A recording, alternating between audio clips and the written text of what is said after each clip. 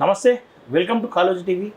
తెలంగాణ రాష్ట్రంలో కావచ్చు, అటు దేశవ్యాప్తంగా కావచ్చు, అనేక అంశాలపైన ఒకసారి మనం చర్చించే ప్రయత్నం చేద్దాం. మనతో పాటు POW సంధ్యక్క గారు ఉన్నారు. ప్రధానంగా శాంతి చర్చలపైన మొదట అడిగే ప్రయత్నం చేద్దాం. అక్క నమస్తే. అక్క నమస్తే. అక్క చెప్పండి, అడవుల్లో రక్తాలు ఏర్లై పారుతూ ఉంది, ఎన్కౌంటర్లు జరుగుతూ ఉన్నాయి, శాంతి చర్చలకు అని చెప్పేసి ప్రజా సంఘాలు పిలుస్తూ ఉన్నారు. నిన్న కూడా అనేక మీటింగ్లు పెడతా ఉన్నారు. ఎట్లా ఉంది అక్క స్పందన? ఎట్లా ఉంది? ప్రభుత్వం దిగచ్చే అవకాశం అనిపిస్తూ ఉందా? ప్రభుత్వం స్పందించాలి, కానీ ఇవాళ కేంద్ర ప్రభుత్వం, ముఖ్యంగా దేశంలో ఉన్న కేంద్ర ప్రభుత్వం డెడ్ లైన్లు పెట్టి 2026 మార్చి 31 కల్లా నక్సలిజం ఖతం చేస్తాం, ఆదివాసీలని అణిచేస్తామని మాట్లాడుతున్నారు. అంటే ఆదివాసీలు ఈ దేశవాసులు, మూలవాసులు. వాళ్ళు ఎక్కడి నుంచి రాలే, ఇక్కడే పుట్టి ఇక్కడే పెరిగి బయట నాగరిక ప్రపంచానికి దూరంగా తమదైన జీవితంలో ఎవరికీ హాని కలిగించకుండా, ఏ స్వార్థం లేకుండా బతుకుతున్నటువంటి వాళ్ళు ఎవరికి హాని కలిగించరు, చీమకు కూడా హాని కలిగించరు. అటువంటి వాళ్ళని వాళ్ళ ఏదో దేశద్రోహుల్లాగా వాళ్ళని ఎందుకు ఏరిపారేయాలని చూస్తున్నారు? అదేమంటే మేము వాళ్ళని ఏమంటలేము, మావోయిస్టులు అంటున్నాం, తప్పది. మావోయిస్టులని అణచివేసే పేరుతో అక్కడ వాళ్ళని అడవి నుంచి గంటి వేస్తున్నారు. ఇప్పటికే మనం చూస్తే కొన్ని ప్రాంతాల్లో ఆదానికి ఇచ్చారు అడవులు, మరికొన్ని కంపెనీలకు ఇచ్చారు. ఎక్కడైతే వాళ్ళని అడవి మధ్యలోకి నెట్టేసి అడవిని గుంజుకున్నారో ఆ ప్రాంతంలో నైట్కి నైట్ ఓవర్ నైట్ డోజర్లను పెట్టి లక్షలాది చెట్లని నరికేస్తున్నారు. అదే మన తెలంగాణలో పోడు భూములు పోరాటంలో వచ్చే వరకు వీళ్ళు అడవిని నరికి పోడు భూములు చేస్తున్నారు. అది వాళ్ళ బతుకు, వాళ్ళకి జీవనోపాధి. బతుకు తెరువుగా పోడు భూములు ఉన్నప్పుడు దాన్ని వాళ్ళు కల్టివేట్ చెయ్యడమే నేరం అన్నట్టుగా, పచ్చదనాన్ని హరించడం అన్నట్టుగా హరితహారం పేరుతో వీళ్ళు మొక్కలు పచ్చగా ఉన్న అడవుల్లో పోయి మొక్కలు నాటుతారు. ఆ మొక్క మేక తిన్నా లేకపోతే బర్రె తిన్నా గొర్రె తిన్నా కూడా ఫైన్ వేస్తారు. ఆ అడవి చుట్టూ ట్రెంచింగ్లు వేసి, అడవిలోకి పోనీయకుండా గ్రామాల చుట్టూ ట్రెంచింగ్లు వేసి పోడు భూముల్లోకి వాళ్ళని వెళ్ళనీయకుండా అట్లా హెరాస్ చేస్తారు. అంటే పచ్చగా ఉన్న అడవిలో వీళ్ళు మొక్కలు నాటడం, పచ్చదనాన్ని హరించే వాళ్ళు ఆదివాసీలని ఇక్కడ హింసిస్తున్నారు. అక్కడ ఎక్కడైతే మైనింగ్ చేస్తున్నారో అక్కడ మొత్తం చెట్లని నరికేస్తున్నారు, జీవ వైవిధ్యాన్ని నాశనం చేస్తున్నారు. అంటే విచిత్రంగా అనిపించేది ఏంటంటే, అసలు అంత చిక్కనైన అడవిని, పచ్చనైన అడవిని ఏ మావోయిస్టులు, ఏ ఆదివాసీలు నాశనం చేయట్లేదు కదా, మీరెందుకు నాశనం చేస్తున్నారు? అక్కడ మొత్తం ఆ పచ్చని చెట్ల నిండా రక్తం చిందిస్తున్నారు. ఆ ఇంద్రావతి నది మొత్తం కూడా రక్తం పారిస్తున్నారు. అంటే ఇవాళ ఎంత దారుణమైనటువంటి హింసకు ఒడిగట్టింది కేంద్ర ప్రభుత్వం అంటే, వాళ్ళ లక్ష్యం మైనింగ్. ఈశాన్య రాష్ట్రాల్లో మైనింగ్ చేయాలనుకున్నారు, జాతుల మధ్య చిచ్చు పెట్టారు. ఇవాళ ఆదివాసులని హననం చేసేటువంటి వైనం చూస్తే ఎక్కడా కూడా మావోయిజం వలన, మావోయిస్టుల వలన అనేది వాస్తవం కాదు. ఖచ్చితంగా మైనింగే లక్ష్యం. ఇక్కడ ఒకటి, గతంలో ఎన్కౌంటర్లు కూడా జరిగినాయి, ఎదురుకాల్పులు జరిగినాయి. ఈసారి జరిగే ఎన్కౌంటర్లో ఎక్కడ కూడా ఎదురుకాల్పులు లేవు, మళ్ళీ ప్రాణాలతో బయటపడ్డటువంటి దాఖలాలు లేవు. ఇవన్నీ చూస్తూ ఉంటే నిజంగా ఎన్కౌంటర్ అనుకుంటా ఉన్నారా? ఏవి ఎన్కౌంటర్లు కావు, హత్యలు, రాజ్యం చేస్తున్న హత్యలు. వీటిని మేము అసలు ఎప్పుడూ ఎన్కౌంటర్లుగా పరిగణించలా. రాజ్యం చేస్తున్నటువంటి హత్యలు ఇవి. ఇంకో విషయం ఏంటంటే, వీళ్ళందరి మీద రివార్డులు పెట్టడం వలన, లక్షల రివార్డులు పెట్టడం వల్ల గతంలో ప్రాణాలతో బతుకున్న వాళ్ళని కోర్టులకు ప్రొడ్యూస్ చేశారు. అట్లా పెద్ద పెద్ద వాళ్ళని కూడా చేశారు. కానీ ఈరోజు చేయట్లా.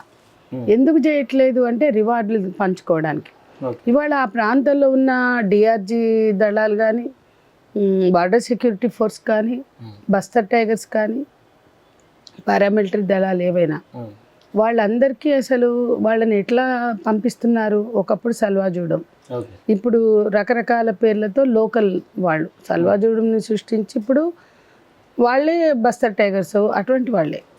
వీళ్ళందరినీ ఎందుకు ప్రయోగిస్తున్నారు అంటే, వాళ్ళు బార్డర్లో పనిచేసినప్పుడు పాకిస్తాన్ని, టెర్రరిజాన్ని అణిచేసాం అని ఎట్లా భావించి చేశారో నిజంగా పాకిస్తాన్ నుంచి ఎంతమంది వచ్చి ఏం నష్టం చేశారు, అక్కడ ఏముంది అన్నన్ని కోట్లు, అసలు కోట్లు కాదు మిలియన్స్ పోస్తారు. అక్కడ గడ్డిగూడ మొలవని చోట వీళ్ళని పెట్టి మనుషులుగా వీళ్ళని మిగలనివ్వకుండా అనేక రకాలుగా, అంటే ఆ బార్డర్ సెక్యూరిటీ ఫోర్స్ అని కానీ పాకిస్తాన్ బార్డర్లో కూడా అక్కడ ఏంటి యాక్టివిటీ, అక్కడ పెద్ద జరిగిపోయేది ఏం లేదు. కానీ ఆ గడ్డి మొలవని చోట వీళ్ళని పెట్టి యాక్టివిటీ లేకుండా, అంటే ఎక్కడైనా సరే అదే వాళ్ళని తీసుకొచ్చి వీళ్ళు మధ్య భారతంలో వేశారు. బార్డర్ సెక్యూరిటీ ఫోర్స్ పేరు అంటే ఏంటి, ఈ ఆదివాసీ ప్రాంతాలకి మైదాన ప్రాంతాలకి బార్డరా? అంటే ఈ ఆదివాసీల్ని, మధ్య భారతంలో ఉన్న ఆదివాసీల్ని ఒక బార్డర్గా నిర్ణయించి ఆ మధ్యలో ఉన్న వాళ్ళని హననం చేసి వీళ్ళు ఇష్టం వచ్చినట్టు ఉండదలుచుకున్నారా? ఎందుకు వాళ్ళని ప్రయోగిస్తున్నారు? వాళ్ళకి ఏమీ సంబంధం ఉండదు. అంటే వాళ్ళు ఎవరిని రక్షిస్తున్నారు, దేనికోసం చేస్తున్నారు, ఏముండదు. వాళ్ళు వాడే భాష ఎవరో కొద్ది మంది, మీరు చెప్తున్న భాషలో కూడా 1000 మంది అంటే వాళ్ళ భాషలోనే 1000 ఉన్నారు, 600, 800 ఉన్నారు. ఆ 1000 మందిని 800 మంది కోసం మీరు లక్షలాది మందిని ఎందుకు హింసిస్తున్నారు? లక్షలాది మందిని ఎందుకు చంపేస్తున్నారు? వాళ్ళకి యూనిఫారాలు వేసి రివార్డ్ మనీ ఎందుకు తీసుకుంటున్నారు? అసలు ఈ రివార్డ్ అనేది నిజంగా భారత ప్రభుత్వానికి ఒక సమస్య మీద కన్సర్న్ ఉంటే శాంతి చర్చలు చేస్తుంది కానీ రివార్డులు పెట్టదు. ఆ రివార్డుల కోసం దొరికిన వాళ్ళని దొరికినట్టు తీసుకెళ్ళి చంపేస్తున్నారు. అంటే ఎంత క్రూరత్వం అంటే, సొంత బిడ్డల్ని చంపుకుంటున్న రాజ్యం ఇది. తన దేశ పౌరులని చంపుకుంటున్న రాజ్యం. ఇవాళ ఉత్తర తెలంగాణలో ఆదివాసీలు బీజేపీకి ఓట్లేస్తున్నారు, అనేక రాష్ట్రాల్లో ఓట్లేస్తున్నారు. వాళ్ళు ఆలోచించాలా. మన తెలంగాణలో ఆదిలాబాద్, నిజామాబాద్, ఈ ఉత్తర తెలంగాణలో కరీంనగర్, ఈ ప్రాంతాల్లో బీజేపీని గెలిపించినటువంటి ప్రజలు, ముఖ్యంగా ఆదివాసులు, తమ సోదరులని, తమ అక్క చెల్లెళ్ళని, అన్నదమ్ములను అట్లా చంపేస్తుంటే, అక్క చెల్లెళ్ళని అత్యాచారాలు చేస్తుంటే ప్రశ్నించకుండా ఓట్లు వేస్తున్నందుకు సిగ్గుపడాలి. ఆదివాసీ జాతి యావత్తు ఆలోచించాలి. అక్కడ ప్రజలు కూడా సంతోషిస్తూ ఉన్నారు. ఏదైతే కేంద్ర ప్రభుత్వం చేపడుతున్న ఈ ఎన్కౌంటర్ల పట్ల సాధారణ ప్రజలు సంతోషిస్తూ ఉన్నారని చెప్తా ఉన్నారు. సాధారణ ప్రజలు ఎక్కడ చేయట్లేదండి. వాళ్ళు 1000 మంది పోలీస్ స్టేషన్ల ముందు కూర్చుంటున్నారు, రోడ్లు బ్లాక్ చేస్తున్నారు సిలిగేరా ప్రాంతంలో. అవేమి మీడియాలోకి రావట్లా.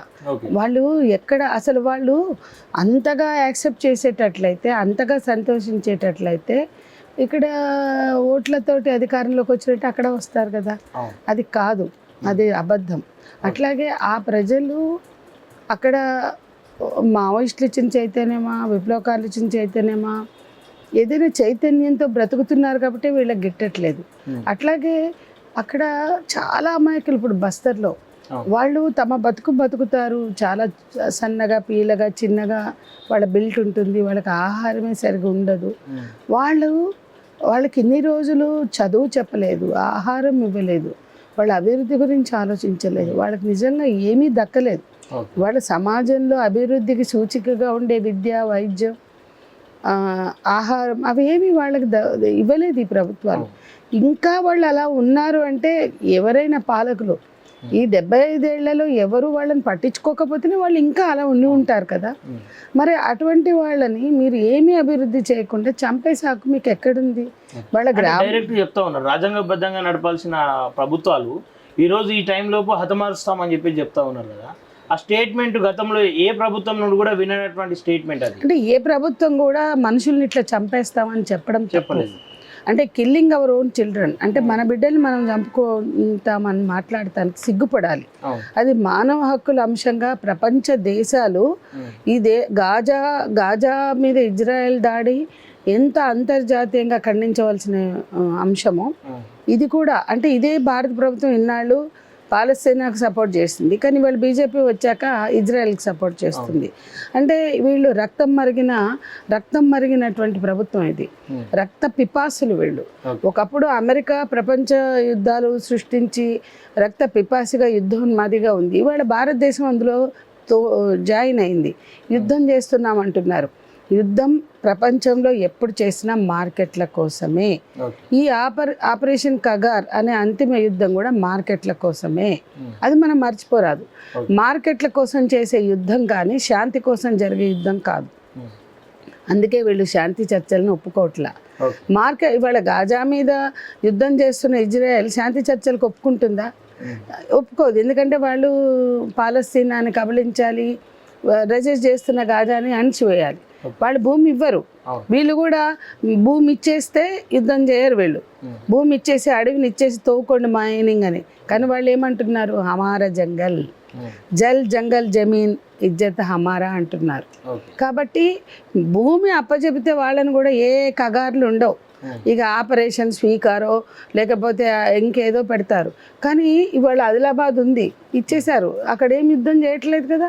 ఆదివాసీలు ఎక్కడైనా ఒకటే. కానీ ఇవాళ ఎంత దారుణంగా జరుగుతుంది ఈ యుద్ధం అంటే, అర్జెంటుగా అక్కడ ఉన్న వందల రకాల మైనింగ్ చేసి కొంతమందిని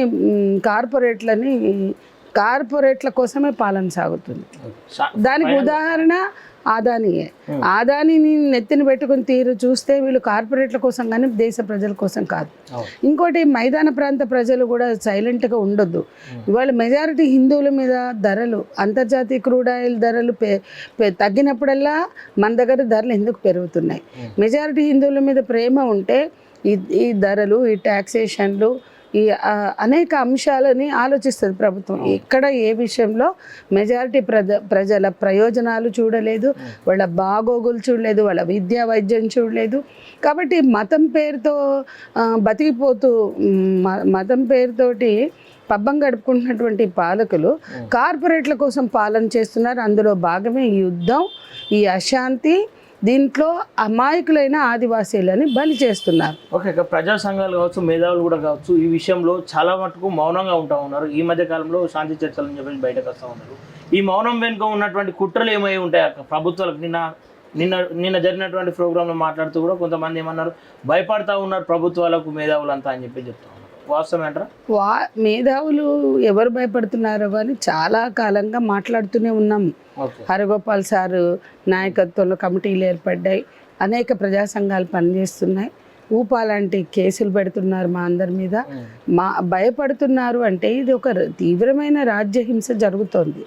రాజ్యం అణచివేత వైపు నడుస్తుంది, అణచివేతకు పాల్పడుతుంది. కాబట్టి కొంతమంది ఆలోచిస్తుండొచ్చు, కానీ ఏ సమాజం కూడా ఎక్కువ కాలం ఈ హింసను అంగీకరించదు. అక్కడ ఆదివాసీలు కూడా తిరగబడుతున్నారు, వాళ్ళు రోడ్లు ఎక్కుతున్నారు, వాళ్ళు మూలవాసి ఆందోళన అని, మూలవాసి మంచి అని వాళ్ళు చేస్తున్నారు. వాళ్ళు చేస్తున్న ఆందోళన ప్రజాస్వామికంగా ఉంది. వాళ్ళు ఎక్కడ ఆయుధాలు పట్టుకోలేదు. అటువంటి వాళ్ళని, ప్రజాస్వామ్యబద్ధంగా ఆందోళన చేస్తున్న వాళ్ళని కూడా వీళ్ళు తీసుకుపోయి చంపేస్తున్నారు. ఆ నాయకులను కూడా చంపేస్తున్నారు. అంటే దీన్ని బట్టైనా మనకి ప్రభుత్వ లక్ష్యం ఏంటో అర్థమవుతుంది. ఏ రాష్ట్ర ప్రభుత్వమైనా హింసని వ్యతిరేకించలేదు. నిన్న జరిగిన మీటింగ్లో కాంగ్రెస్ వాళ్ళు వచ్చారు, బీఆర్ఎస్ వాళ్ళు వచ్చారు, వాళ్ళు కూడా పాలక వర్గాలు. అటువంటి వాళ్ళు కూడా ఆలోచించాల్సిన సందర్భం వచ్చింది. ఇవాళ ఖచ్చితంగా శాంతి చర్చలు చేయాలి. అసలు ముందు ఆదివాసీల మీద యుద్ధం అనేది ప్రకటించారో అది నిలిపివేయాలి. ఓకే, అక్కడ శాంతి చర్చలకు ఒకవేళ ప్రభుత్వం వెనుకడుగు వేయకపోతే, ఆలోచించకపోతే కార్యాచరణ ఏమన్నా రూపొందించుకున్నారా? ఏదైనా అడుగులు వేయబోతా ఉన్నారా? అంది ప్రజా సంఘాలు కావచ్చు, గిరిజన సంఘాలు కావచ్చు, అన్ని కలిసి ఏదైనా ప్రొటెస్ట్? ప్రజా ఉద్యమాలేనండి, ప్రజా ఉద్యమాలే. ఏదైనా ప్రజల గొంతుకు వినిపించాలి. ప్రజా ఉద్యమాలే హక్కుల్ని పరిరక్షించాయి. ఎవరో కొంతమంది నక్సలైట్లు తుపాకీ పట్టుకుంటేనే హక్కులు రాలేదు. అదొక భాగం. పోరాడుతున్న ప్రజలకు అండగా ఉన్నారు, మీరు అది మర్చిపోరాదు. వాళ్ళు చేస్తున్న ఉద్యమం కాదు ఇది, ఆదివాసీలు చేస్తున్న ఉద్యమం వాళ్ళ హక్కుల కోసం. ఆదివాసీల మీద అంత పెద్ద ఎత్తున దాడి ఎందుకు జరుగుతుంది? వాళ్ళని విధ్వంసం చేయడం, అడవుల్ని విధ్వంసం, వాళ్ళని విధ్వంసం, వాళ్ళ జీవన విధానాలను విధ్వంసం. ఈ విధ్వంసానికి వ్యతిరేకంగా వాళ్ళు పోరాడుతుంటే వాళ్ళకి అండగా నక్సలైట్లు ఉండి ఉండొచ్చు. అది మనం మర్చిపోతున్నాం. ఇది నక్సలైట్లది అని చెప్పడం ప్రభుత్వం చేస్తున్న పనే అందరూ చేస్తున్నారు. మీడియా కూడా అట్లే ఆలోచిస్తుంది. కానీ ప్రభుత్వం కావాలని నక్సలైట్లు అంటే ఎవరు వాళ్ళ దాని గురించి ఆలోచించారు అని. కానీ నక్సలైట్లు అనేది ఒక రాజకీయ సిద్ధాంతాలతో పనిచేస్తున్నారు. వాళ్ళతోటి మీరు చర్చలు జరపండి, వాళ్ళతోటి పోరాడండి. కానీ ఇక్కడ అమాయకులైన ఆదివాసీని బలిపెడుతుంటే మొత్తం ఆదివాసీ సమాజం కదలాల.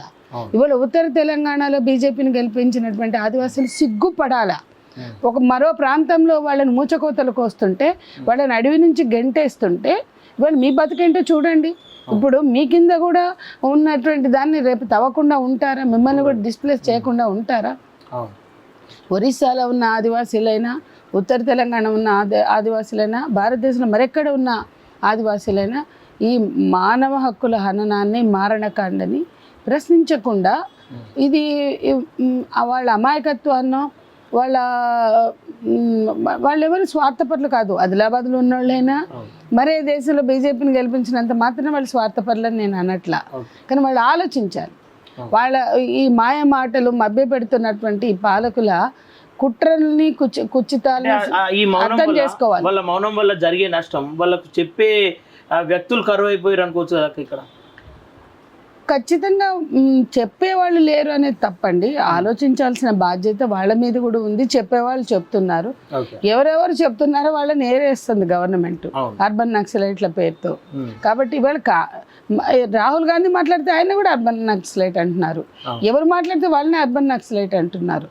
అంటే ఇంత తీవ్రమైన హింసని ఒక నియంతృత్వంలోకి వెళ్ళిపోయింది ప్రభుత్వం. ఇది ఫ్యాసిస్ట్ ప్రభుత్వం.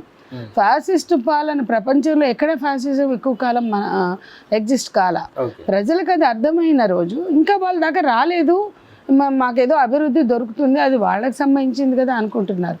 అక్కడితో అది ఆగదు.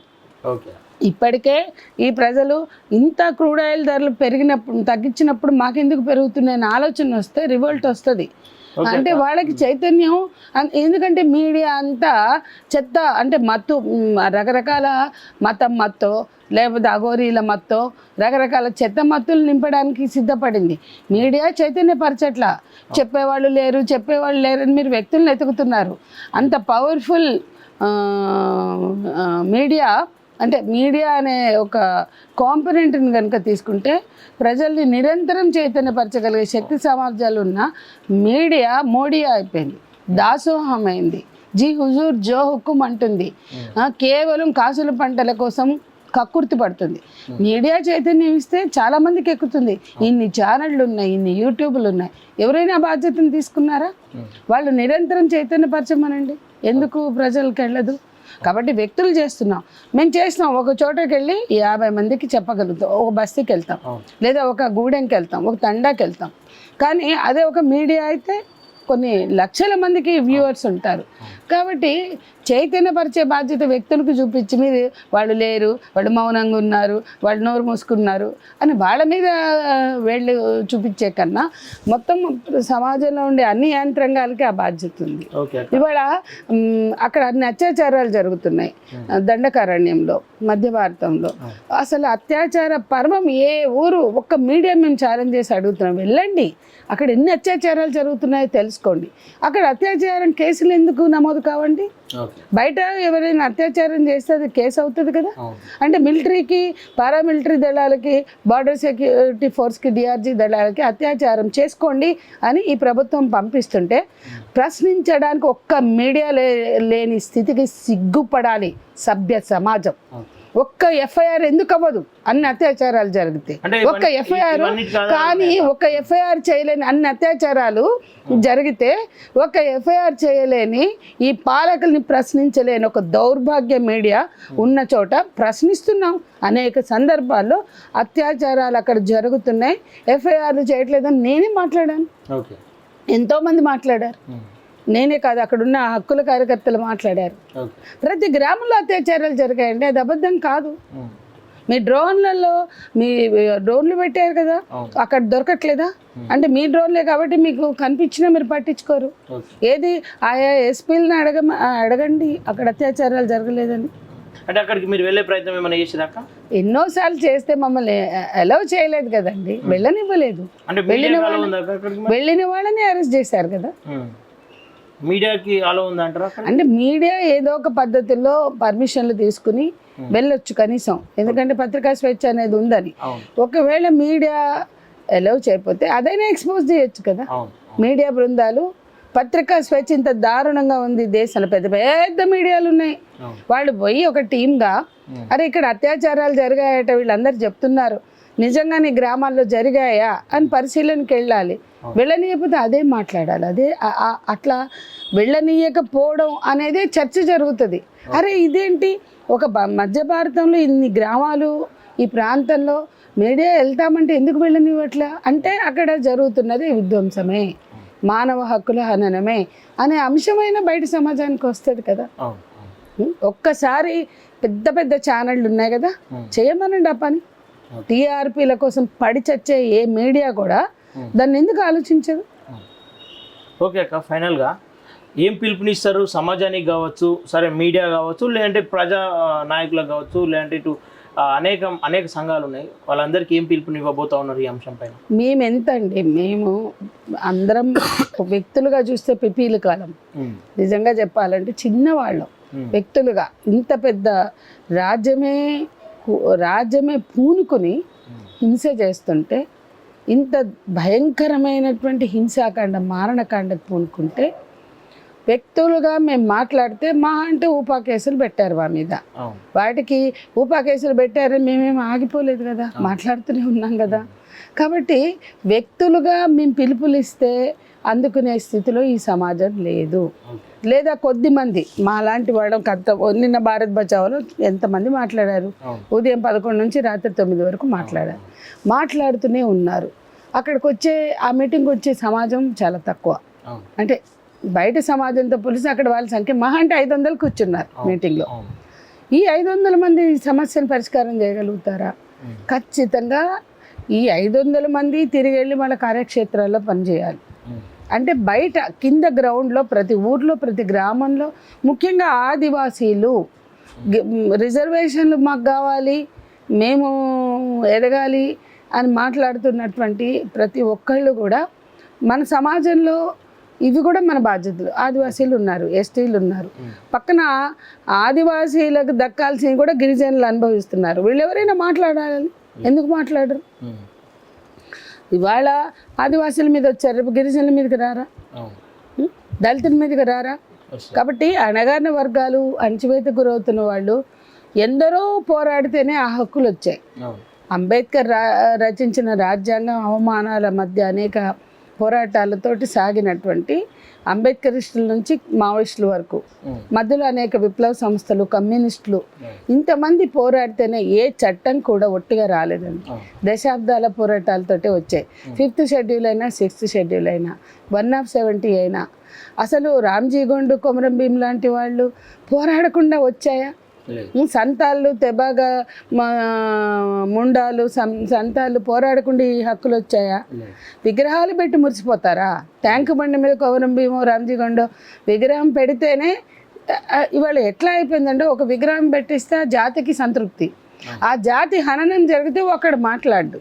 ఖచ్చితంగా ప్రతి ఒక్కళ్ళు గొంతు విప్పాలి, మాట్లాడాలి, కదలాలి. అప్పుడే ప్రభుత్వాల మీద నిజమైన ఒత్తిడి. ఓటు ఒక ఆయుధమే కదా. ఆదివాసీలు భారతదేశంలో ఎక్కడున్నా కూడా బీజేపీకి ఓటు వేయద్దు. ఎందుకు వేయాలి చెప్పండి? దేనికోసం వేయాలి? తమ సొంత బిడ్డల్ని చంపుతుంటే చంపడానికి పవర్ ఇస్తారా? మొన్ననే దేశంలో ఉన్న ఆదివాసీలు ఓట్లు లేకపోతే ఇవాళ ఈ మళ్ళీ గెలిచాకే ఈ మారణకాండ ప్రారంభమే.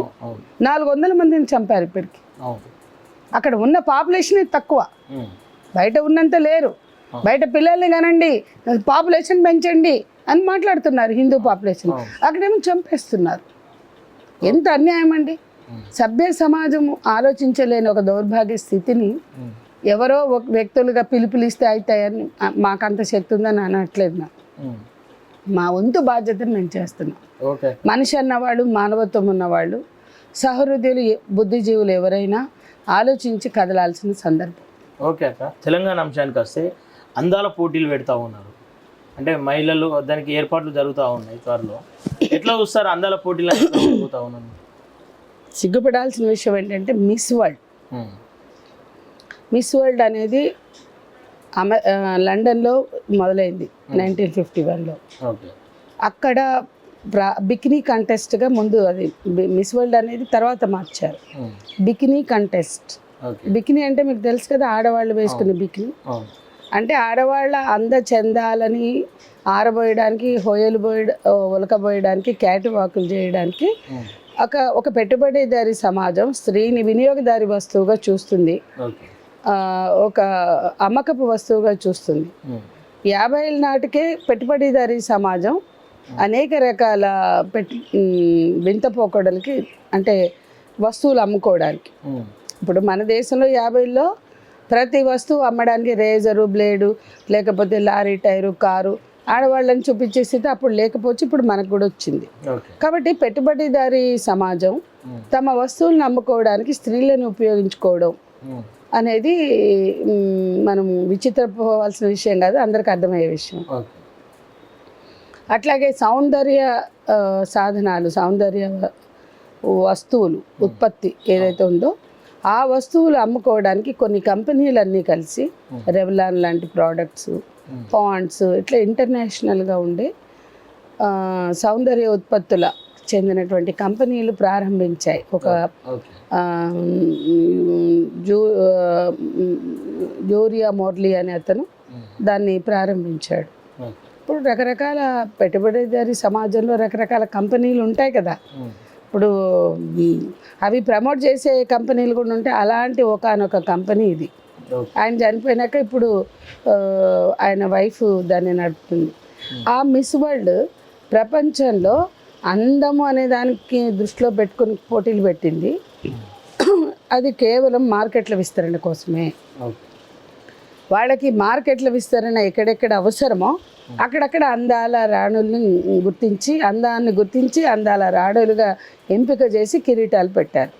అందులో భాగమే మన దగ్గర 92లో నూతన ఆర్థిక విధానాలు ప్రారంభమయ్యాక ఒకే సంవత్సరం అంటే 94లో Aishwarya Rai, Sushmita Sen miss world, miss యూనివర్స్గా ఎంపిక చేశారు. అంతకుముందు మరి భారతదేశంలో అందగత్తెలు లేరా అంటే ఉన్నారు. ఎప్పుడు మొదటిసారి ఒక్కసారి 66లో డాక్టర్ రీటా ఫారియా అనే ఆమెని అందగత్తెగా గుర్తించి మిస్ వరల్డ్గా ఎంపిక చేశారు. ఎందుకంటే అప్పటికే ఆఫ్రికా, లాటిన్ అమెరికా అట్లా ప్రారంభించారు. ప్రపంచ ఫ్యాషన్ రాజధాని ఫ్రాన్స్లో అందగత్తెల్ని గుర్తించారు వీళ్ళు. అది ఫ్యాషన్ రాజధాని. ఎందుకంటే అక్కడ పోయి కిరీటాలు పెట్టి కొత్తగా ఫ్యాషన్ని అలవాటు చేయాల్సిన, సౌందర్య ఉత్పత్తుల్ని ఇంట్రడ్యూస్ చేయాల్సిన అవసరం లేదు. కాబట్టి ఫ్రాన్స్లో ఉండరు, ఇంగ్లాండ్లో ఉండరు, అమెరికాలో ఉండరు. ఎక్కడ వీటిని అలవాటు చేయాలో, ఎక్కడ మార్కెట్ని పెంచుకోవాలో అక్కడే అందాల రాణులు. ఇప్పుడు తెల్లగా అవ్వడానికి క్రీములు తీసుకొచ్చే ఈ కంపెనీలు ఆఫ్రికాకి వెళ్ళి నల్లగా ఉండే అమ్మాయిలను ఎందుకు ఎంపిక చేస్తారు అంటే మీకు తెలిపే లెక్క అయితే, అంటే బాడీ షేమింగ్ చేయమనో, రంగులు, లేకపోతే ఎత్తులు, లేకపోతే బాడీ బిల్డ్స్, ఇవన్నీ కాదు. ఇవన్నీ కూడా ఒక అందం అనే దాని ఒక ఫ్రేమ్ పెట్టి ఇందులోనే ఉండాలి, ఈ కొలతల్లోనే స్త్రీలు ఉండాలి, ఇట్లాగే ఉండాలని చెప్పే వీళ్ళు ఆఫ్రికన్ బిల్ట్ మనకు తెలుసు. అక్కడికి వెళ్ళి వాళ్ళలో బక్కపల్చని అమ్మాయిల్ని ఎంపిక చేసి ఎందుకు ఇచ్చారు కిరీటాలు? వెనిజులాలో ఎందుకు పెట్టారు వరుసగా? ఎందుకు లాటిన్ అమెరికాలో పెట్టారు? అంటే ఎక్కడ మార్కెట్ అవసరమో, ఎక్కడ మార్కెట్ పెంచుకోవాలో, ఎక్కడ డబ్బులు. ఇప్పుడు పోయి వెనిజులా మహిళలకు ఇవ్వమనండి, వెనిజులా డౌన్ అయిపోయింది, అక్కడ పేదరికం. మరి ఎక్కడైతే డబ్బు వచ్చిందో అంటే ఇథియోపియాలో పోయి పెట్టమనండి. అంటే ఎక్కడ పేదరికం ఉందో మీరు వాళ్ళు అక్కడ పెట్టరు, ఎక్కడ ఫ్యాషన్లో పీక్ స్టేజెస్కి వెళ్ళారో అక్కడ పెట్టరు. అంటే ఇక్కడ మార్కెట్ మాయను మనం మార్కెట్ తంత్రాన్ని అర్థం చేసుకోవాలి. ఈ ప్రాంతాన్ని అంతా కూడా వాళ్ళ గుప్పిట్లోకి తీసుకునే ప్రయత్నం అంటే సాంస్కృతిక సామ్రాజ్యవాదం. ఇవాళ సామ్రాజ్యవాదం, పెట్టుబడిదారీ విధానం యుద్ధాలు ఎందుకు చేస్తుంది? మార్కెట్ల కోసమే. అట్లాగే సాంస్కృతిక సామ్రాజ్యవాదం కూడా అదే మార్కెట్ కోసం. వాళ్ళు యుద్ధాలు చేస్తుంటే వీళ్ళు అందాల పోటీలు పెడుతున్నారు. ఈ రెండు ఒకటే, మనం అర్థం చేసుకోవాలా. ఇది సాంస్కృతిక సామ్రాజ్యవాదం అంటే మన బుర్రల మీద కబ్జా, అక్కడ అడవి మీద కబ్జా మార్కెట్ కోసం, ఇక్కడ బుర్రల మీద కబ్జా వాళ్ళ మార్కెట్ల కోసమే. అందులో భాగమే ఈరోజు అదే రీటా ఫారియాకి కిరీటం పెట్టిన వాళ్ళు ఉంచొచ్చు కదా. మొట్టమొదటిసారిగా ప్రపంచ సుందరిగా ప్రపంచంలోనే భారతదేశ మహిళకు వచ్చింది డాక్టర్ రీటా ఫారియాకి. ఎందుకు గుంజుకున్నారు అని ఆలోచించాలి, అది ఎవరికి తెలియదు.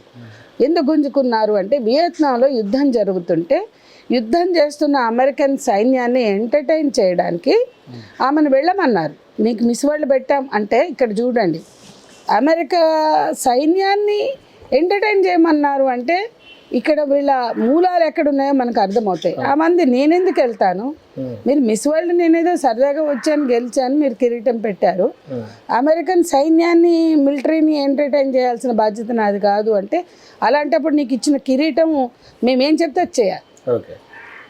ఆ కిరీటాన్ని వెనక్కి ఇచ్చేయంటే తీసుకోండి అని ఆమె వాళ్ళ మొహాన కొట్టింది.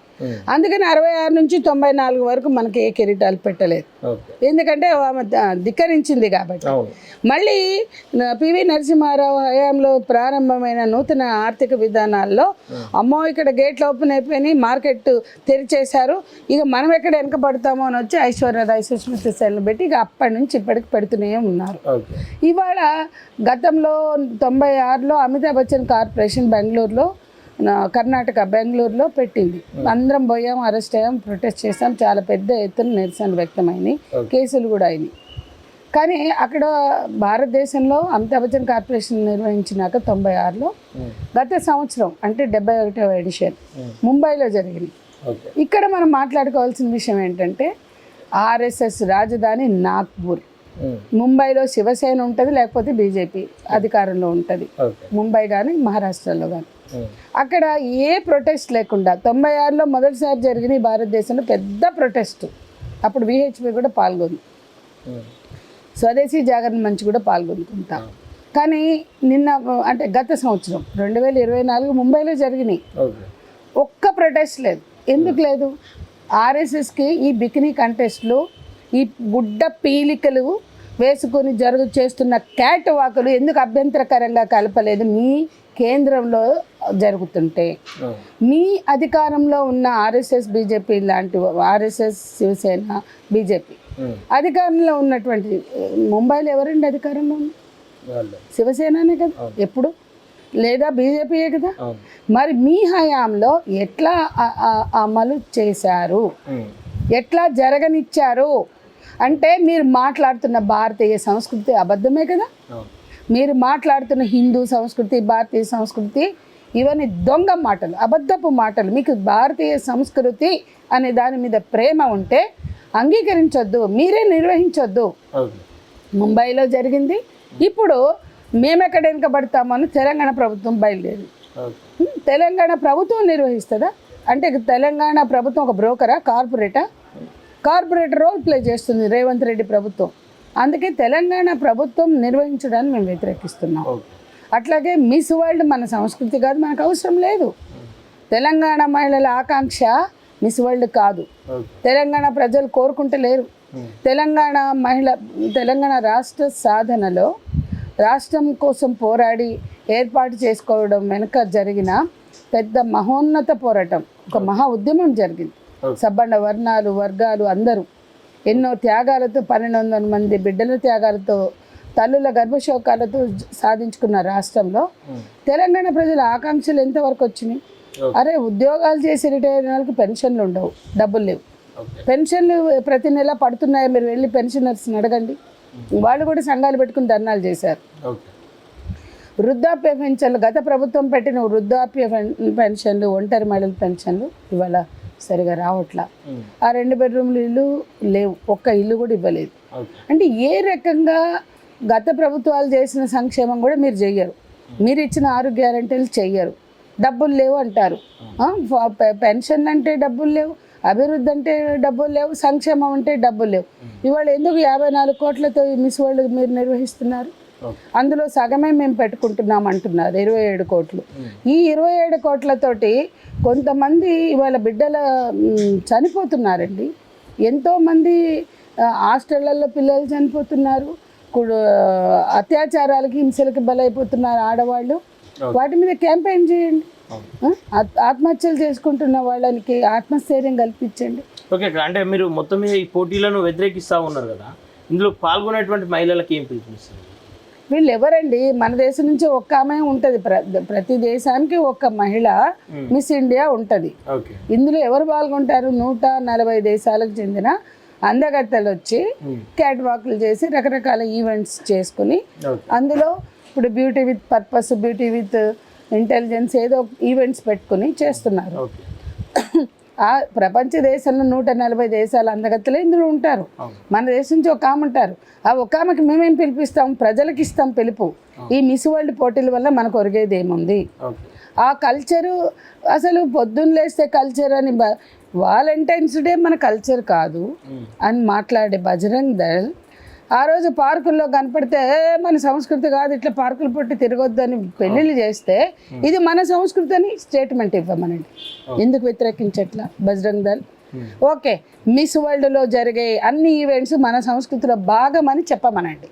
బీజేపీ చెప్పాలి, ఆర్ఎస్ఎస్ చెప్పాలి, బజరంగ్ దళ్ విహెచ్పి చెప్పాలి. ఒక్క మాట కూడా మాట్లాడరు. మీలాంటి వాళ్ళు మీడియా వాళ్ళు పోయి అడిగితే మాకు పైనుంచి ఆర్డర్స్ ఖండించొద్దని.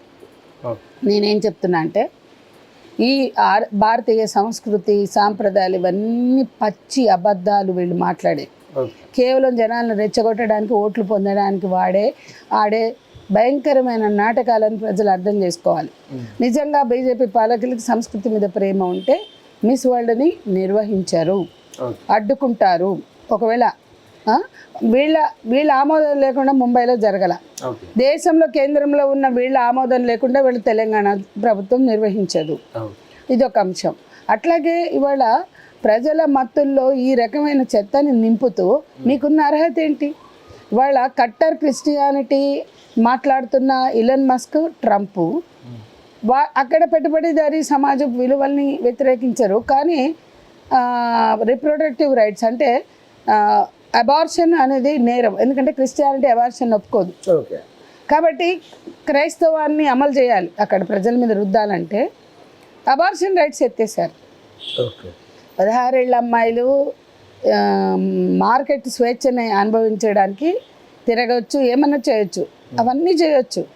కానీ కడుపు వస్తే ఆమె అబార్షన్ చేసుకునే హక్కు లేదు అని అక్కడ క్రైస్తవం ఒప్పుకోదు.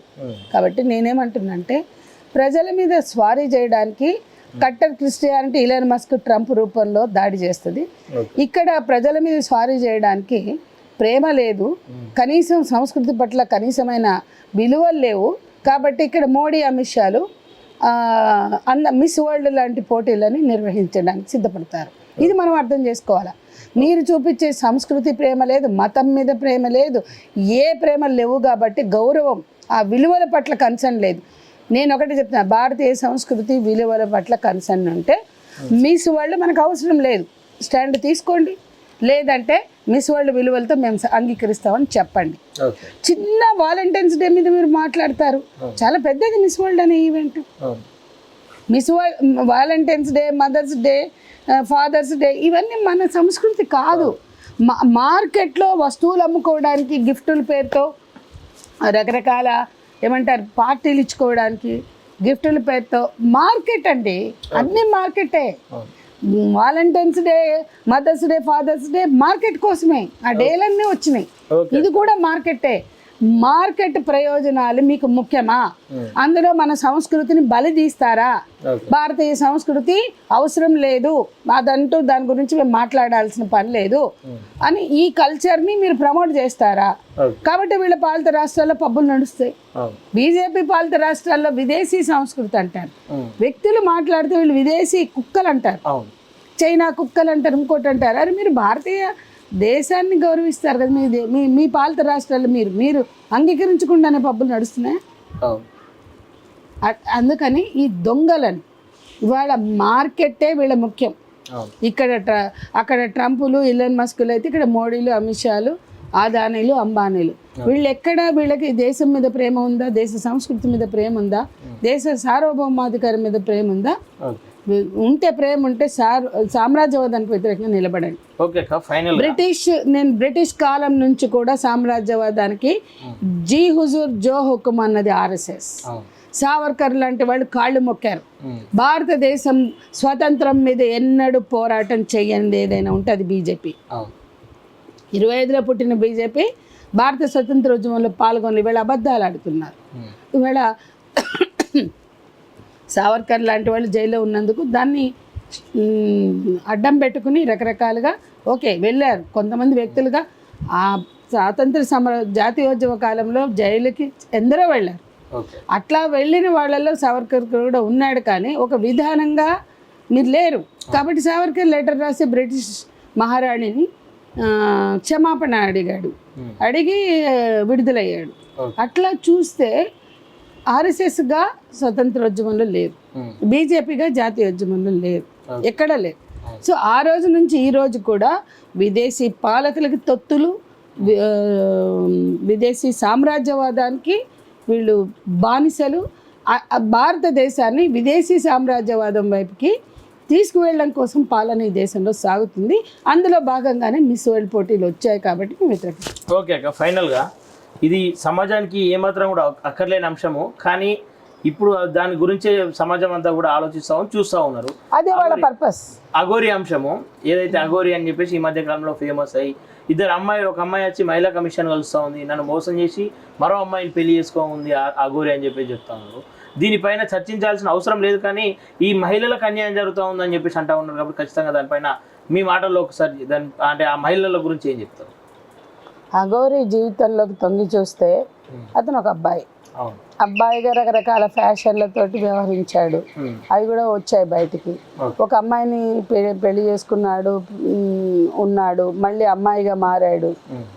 ఇవన్నీ అంటే అమ్మాయిగా మారడమా అబ్బాయిగా మారడమా అది వాళ్ళ వ్యక్తిగత విషయాలు. అంటే వాళ్ళ వాడి బాడీ లక్షణాలకు అనుగుణంగా, వాళ్ళ శారీరక ధర్మాలకు అనుగుణంగా ఈ ట్రాన్స్ అనేది చూడాలి. కానీ ఇది మార్కెట్ కోసం, తమ అవసరాల కోసం, జనాల్ని అటెన్షన్ తీసుకోవడానికో ట్రాన్స్గా మారడాన్ని ఇది ఉపయోగించుకోవడం. శారీరక ధర్మాలకు అనుగుణంగా ట్రాన్స్ అనేది ఉంది. ఆడవాళ్ళు మగవాళ్ళుగా మారారు, మగవాళ్ళు ఆడవాళ్ళుగా మారారు, దాన్ని మనం గౌరవిస్తాం. ఇది వాళ్ళ వ్యక్తిగత స్వేచ్ఛలో భాగంగా చూస్తాం. కానీ వీళ్ళు మతాన్ని కూడా జోడించుకుని ఇష్టం వచ్చినట్లుగా జనాల్ని బూతులు తిట్టుకుంటూ, అంటే అసలు ఏ మతం ఆ బూతుల్ని అంగీకరిస్తుంది నాకు చెప్పండి?